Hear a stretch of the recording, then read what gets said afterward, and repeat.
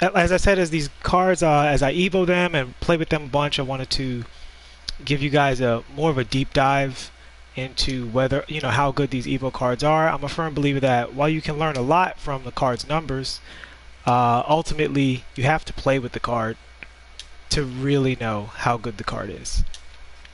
So for DeAndre Ayton, I do think he's a card that you can play in a meta team, particularly because he pairs very, very well with Giannis. And part of being a meta card is how well you play with other meta cards. He's not a very good interior defender, but he has a very high block rating.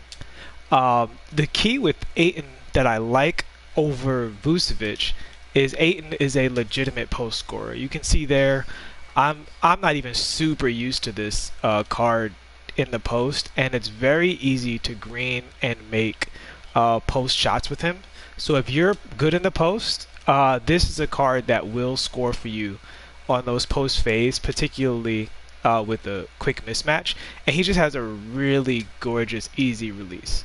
If you're already, well, right now you can get him cheap. He's going for quite a lot on the standard market, but people are opening packs and kicking this card. So I just picked one up for 5K, and he flips for a minimum of 31K right now at the diamond level. So I think it's worth it to evo the card and resell it if you are also evoing other cards, because he has a really easy evo. So in a quick tip on that evo, I would put him at the power forward for the easiest, like most consistent shots. But I mean, you can run. What's up, David? David Bogdansky. I always get the letters in your name mixed up. But yeah, he's a really great offensive card. He's a little mediocre defensively, but again, if you're running with Giannis and you're helping, unless somebody is just pounding you to death with Kareem, or maybe a Will, or when Shaq comes out, that's when this card will really kind of fall out of style a little bit, and you might have to use him judiciously. But right now, there's only one, in my opinion, dominant interior post card in the game, and that's Kareem, because you cannot deal with the hook. You just can't. Like, you need a defensive character who's tall, who can make Kareem at least be concerned about that. But nobody else is, everybody else is mostly just going to be drop stepping and stuff like that. And you can help out on the drop step. You can play the odds with the drop step. You can't play the odds with a person who's really good with Kareem in a post hook. He's going to hit that every time. And if someone's doing that, then obviously you want to sub out Ayton and bring in a better defensive player. But if someone's not doing that and you're running Giannis and Ayton, you will probably be in an advantage, because when something's going inside and Ayton has to help, his high block rating and good athleticism are going to help him out. So let's look at his stats real quick. So overall, do I put him over Vucevic? I would put him slightly over Vucevic. I think Vucevic might be a slightly better defender. Vucevic just seems very stout inside. But Ayton is 7'1", which is a huge advantage for him. So let's look at his stats. I mean, his shooting is insane. Like, you see his 88 shot. And just here's a quick note about shooting centers. I think as long as a center's shot rating goes to 75 and they have a good release and decent badges, it's all equal. It doesn't matter if it's 88 or 98 or 78, or quite honestly even 68. If you have the badges, if they have hot spots, and you understand their release, the same amount of shots are basically going to go in. Maybe 1 or 2 shots, the rating will make a difference. The shot rating going high matters more for limitless range shooters. It's highly overrated for big men. So getting a big man that can shoot only and not play any defense is, and because he has like a 99 shot, unless he has a range extender like Dirk, it's not a worthy sacrifice. That having been said, he has a gorgeous shot, gorgeous release. He can hit from anywhere. You can shoot without hesitation, no matter where he is. Solid driving dunk for a big man. Excellent standing dunk. Ball handle at 60 is not terrible. Let's go into that for a quick second. So here's something that most people don't do. You see it more from park players, but when you're in the post up and you do this launch out of the post, that's when your ball handle really matters as a big, because if they have a low ball handle, they'll stumble out of that. Like you saw, he had a little mini stumble. So if he had a higher ball handle, that would be better. So when you're playing a player like Carmelo Anthony and you do that, that's actually a legitimately dangerous move for a guy like that. But for Ayton, he can still launch out of it a little bit. And that's super important because he's such a good shooter that if he's in the post up and he does this, you have to honor that. You know what I mean? Like, you actually have to honor that. What's up, Cam Powell? So him having a 60 ball handle is significant because if it was 55, this would most likely be a stumble. So that's huge for the card if you are an in-depth post player, which that's who I recommend this card for. Either an in-depth post player, or if you're running Giannis or Lamar Odom or Hito Turkoglu or Blake Griffin as like your ball handler at the 4, then Ayton is a good pairing for those characters, but best with Giannis because Giannis can cover Ayton on the defense. So let's go back into his stats here.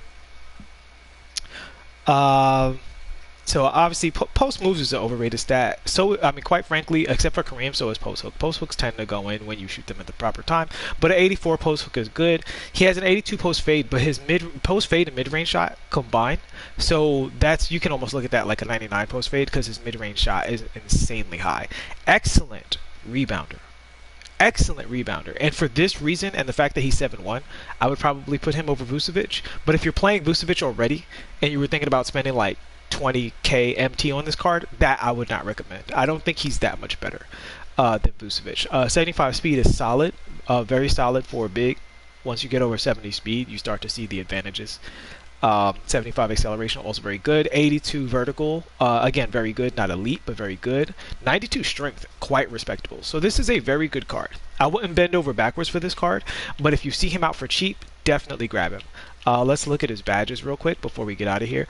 Next card I'll probably do Tony Allen and Sean Livingston in the next video, but I'm going to stop this video before I get into those cards because I have to re-evo my Sean Livingston because I already put one up for auction. By the way, that's another card you should probably grab. Sean Livingston, some people are discarding that card for like 500, 650. Pick it up for 650, evo the card, and sell it back for, even if it's only 5k, that's still a 4,500 profit, you know, but he's selling for about 6k. How hard is his ego? That's funny. So you see he has Hall of Fame back down Punisher, Hall of Fame drop stepper, Hall of Fame pick and roller, which is good for him shooting jumpers, which is more of a high level tactic where you put on icon control, you know, full receiver control, and you run a pick and roll and you run the card into the mid-range instead of towards the basket and you take that shot. That pick and roller makes that shot guaranteed. But again, that's a high level tactic that I don't see a lot of my team players using, but I think as my team goes on and it gets more and more competitive, that will become more common, and I wouldn't be surprised if the top players are already kind of doing that on the low. So yeah, that's it for his finishing badges. Shooting badges, the deep fades, which is another reason why, again, consider his post fade at 99 because his mid-range shot is so high, his post fade rating is so high, and he has the badge going for him. And the hot zones, which we should probably look at real quick. His hot zones are really good for a spot up shooter. For the post fades, they're going to be more effective over here and obviously over here, which is really good for this post fade, which is a shot you can get a lot. You can see I had a terrible release on that, and it still went in. You know, very very easy green. So I would call him an elite post scorer, particularly as a post shooter. No, his evo is very easy, David. Very easy. Use the Bucks or Clippers freelance. He'll be in the corner a lot, and yeah, just play on rookie. And I'm evoing other cards when I evo him, and I think it took 2 or 3 games, and I was focusing on Fultz and Livingston and Tony Allen and you know, a whole bunch of other cards. And when he was open, I just let him shoot it because he's so tall. The shot's gonna go in a lot, and on rookie, his 60 rating is more than enough to hit it basically every time. I wouldn't even stress it. I would focus other evos, and when he's open, just shoot it to him, just send it to him, because the main thing about it is, the main thing that makes evoing annoying to me on one shooter at a time is the computer will double team you, and it's not like you can't do it, it just makes it more annoying. So if you evo multiple shooters at one time, when they double team one shooter, you just pass to the other shooter, and in 2 games you'll still get 2, 3, 4, 5 evos in 2 to 3 games, as opposed to being annoyed trying to do 1 evo per game. I would suggest doing 2 or 3 evos and just commit to 3 games, and then it's totally worth it, because if you're flipping these cards, that can be anywhere from 20 to 30 MT. So you can see his post spin technician, super high. Dream Shake is actually much more important in MyTeam than it is in Park, because this will affect the AI. So if someone is off balling you, do a Dream Shake move and it'll be much more effective. I see it all the time. I actually see animations I've never seen before. So yeah. Isaiah Mosley says my team sucks. Man, the cool thing is you don't have to play, dude. So that's what's awesome. Quite honestly, if you're not playing MyTeam, I don't. Park is the only thing that's fun for me in 2K besides MyTeam. I'm not huge. The rec center is kind of boring because you're either stomping people or playing that horrible, passing lane style defense, and that's just not fun at all for me. I do find Park to be fun though. So when you see defensive badges, he actually has some pretty good defensive badges to cover for his poor interior defense. So again, as long as someone's not post scoring, this is a very usable card. So I do recommend DeAndre Ayton, especially if you find him for cheap.